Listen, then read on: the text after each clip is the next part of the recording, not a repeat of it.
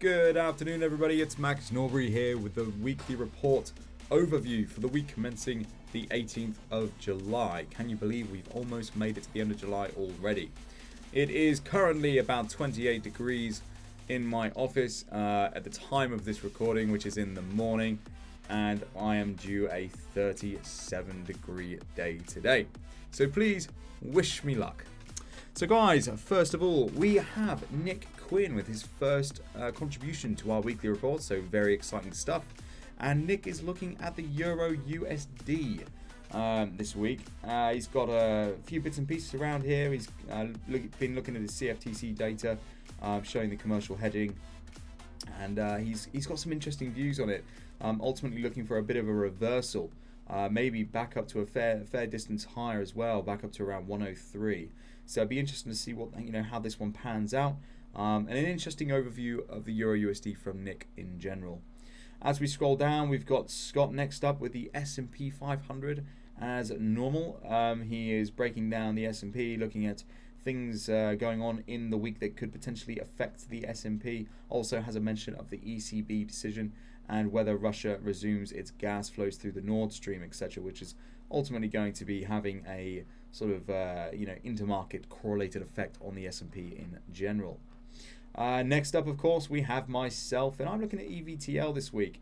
And EVTL is an aerospace business, and they recently got a pre-order for a batch of around 50 aircraft from Flying Group, which is quite good news for this company in particular. They've been taking on a lot of debt though, and they have not been doing too well. And what I think is going to happen here is this is one of those old school cases of investor euphoria, and they're buying up a company based on good news, but the longevity of it's going to be getting very tired soon enough. So I'm actually waiting for that rally to end so that we can look at shorts back down to around the previous lows. There's certain criteria, certain methodologies going on here, but I've got a lot of information down here about it, guys, so feel free to take a good look through. And then finally, we have the weekly preview from Shane, and Shane is covering just about everything there is to know this week. We've got all of the CPI data coming out. We've got everything that's going to affect the key markets, which have been listed as well, as they always are. So lots and lots of information here, especially about the Forex markets. And if there's anything that you need to know, I'm pretty damn sure you'll be able to find it in that preview overall. So that's it there for the report, guys. Now, for those of you who are brand new and you haven't seen the report before, once you get to forexsignals.com, you just need to scroll right down to the bottom of the Forex Signals page, and you come up to our sort of quick list menus down here. Far left hand side, you have the trading room. Bottom link on there is the Forex forecast. You click the Forex forecast link and it takes you to this page that has the updated weekly report. Alright guys, so just before I let you go, I'll give you a quick overview of the currency markets as well, looking at the currency indices. At the moment we have a very strong rally in the New Zealand dollar going on, as well as the Australian dollar as well. Our commodity currencies up here have been doing very, very well after we saw failure to break out below our bearish anchor points down at these lows. At this point, I am looking for continued buying pressure to be in both of these, and the Canadian dollar as well, although the path of least resistance in the CAD is somewhat different, and we will discuss that in a moment. But the Australian dollar, once a breakout of this area, looks long. The New Zealand dollar equally needs a breakout of this area and then looks long as well. We have the euro in the United States. Big week this week for the euro in terms of its ECB event, which is taking place in the later half of this week. A lot of pressure on Christine Lagarde at the moment, and we are looking at a potential rate rise. Money will historically follow interest rates, as it's a sign of economic growth. Now, in this particular instance, the quantitative tightening in the form of the rising interest rates is actually more so to counteract inflation in a nutshell.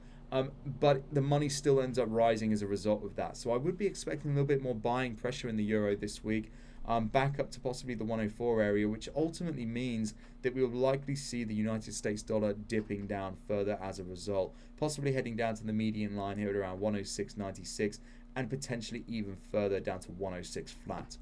Then looking at the bottom rung, we have the Swiss, yen, pound, and the CAD. Swiss index at the moment is just broken through structure. Probably had a few sell-side liquidity orders added to the market as well. I would expect this one to come back down to around 123 this week, 123.50. We've got the Japanese yen at the moment, which is stuck underneath resistance.